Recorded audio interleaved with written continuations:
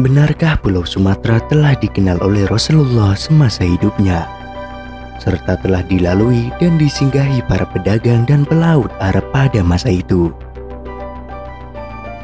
Pernyataan ini diungkap oleh Profesor Dr. Muhammad Syed Naguib Al-Attas di buku terbarunya Historical Fact and Fiction. Kesimpulan Al-Attas ini berdasarkan induktif metode of reasoning. Metode ini, ungkap Al-Attas, bisa digunakan para pengkaji sejarah ketika sumber-sumber sejarah yang tersedia dalam jumlah yang sedikit atau sulit ditemukan. Lebih khusus lagi, sumber-sumber sejarah Islam dan penyebaran Islam di Nusantara memang kurang. Ada dua fakta yang Al-Attas gunakan untuk sampai pada kesimpulan di atas.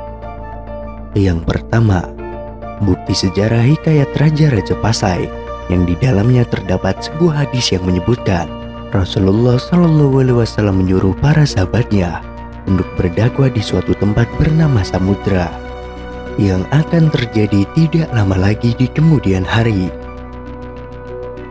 Yang kedua, berupa terma atau kufur yang terdapat di dalam Al-Quran. Kata ini berasal dari kata dasar kafarah yang berarti menutupi. Kata kufur juga merupakan nama yang digunakan bangsa Arab untuk menyebutkan sebuah produk alam yang dalam bahasa Inggris disebut campur atau dalam bahasa Melayu disebut dengan kapur barus.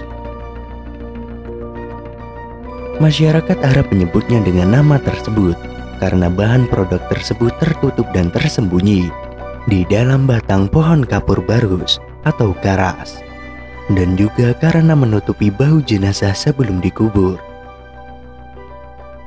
Produk kapur baris yang terbaik adalah dari Vansur, sebuah kecamatan di Kabupaten Tapanuli Tengah, Sumatera Utara, yang terletak di pantai barat Sumatera. Dengan demikian, tidak diragukan lagi, wilayah Nusantara, lebih khusus lagi Sumatera, telah dikenal oleh Rasulullah dari para pedagang dan pelaut yang kembali dengan membawa produk-produk dari wilayah tersebut, dan dari laporan tentang apa yang telah mereka lihat dan dengar tentang tempat-tempat yang telah mereka singgahi.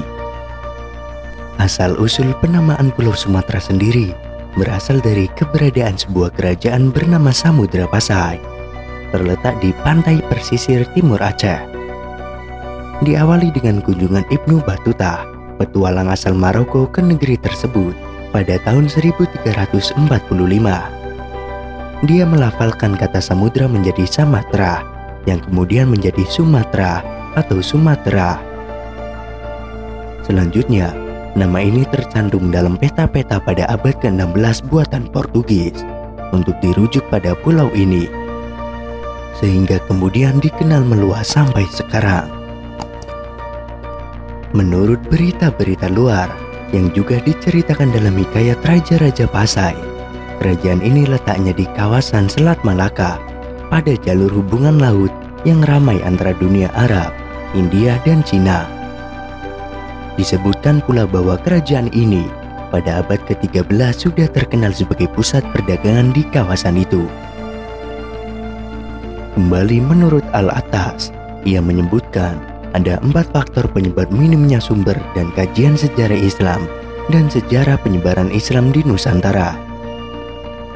Faktor yang pertama, sumber dan karya ilmiah sejarah Islam yang ditulis dalam huruf Jawi atau Pegung, Arab Latin oleh masyarakat Nusantara tidak begitu terkenal di kalangan ilmuwan Barat karena tidak banyak dari mereka yang pandai membaca tulisan Jawi.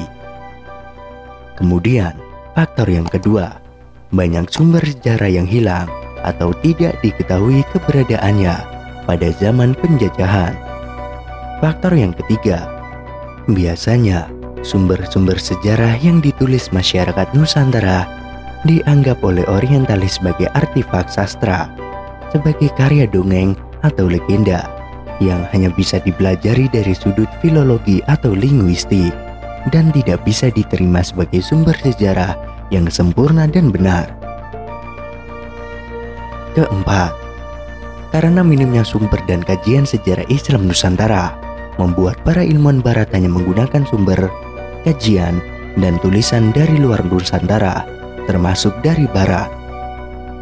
Mereka tidak memperhatikan atau mungkin tidak tahu adanya bahan-bahan dan informasi yang terdapat dalam berbagai sumber sejarah Islam, termasuk sumber-sumber sejarah dari wilayah Nusantara.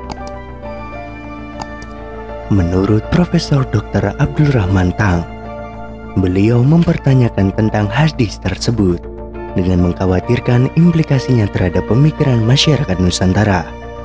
Menurutnya, Al-Attas melakukan induktif metode of reasoning secara tidak konstruktif. Sedangkan Dr. Samsudin Arif, selaku pembicara kedua dalam acara Bedah Buku, mengungkap kesimpulan Al-Attas di atas sangatlah logis dan sesuai dengan fakta. Hal ini berdasarkan perjalanan pelaut dan para pedagang Arab pada masa Rasulullah yang pergi ke Cina. Untuk sampai ke negeri Cina, melalui laut tidak ada rute lain kecuali melalui dan singgah di wilayah Nusantara. Lebih lanjut, Arif mengemukakan berbagai teori dan pendapat tentang kapan, dari mana, oleh siapa, dan untuk apa penyebaran Islam di Nusantara, beserta bukti-bukti dan fakta-fakta yang digunakan untuk mendukung pendapat-pendapat tersebut. Arif juga menjelaskan ilmuwan siapa saja yang memegang dan menantang pendapat-pendapat tersebut.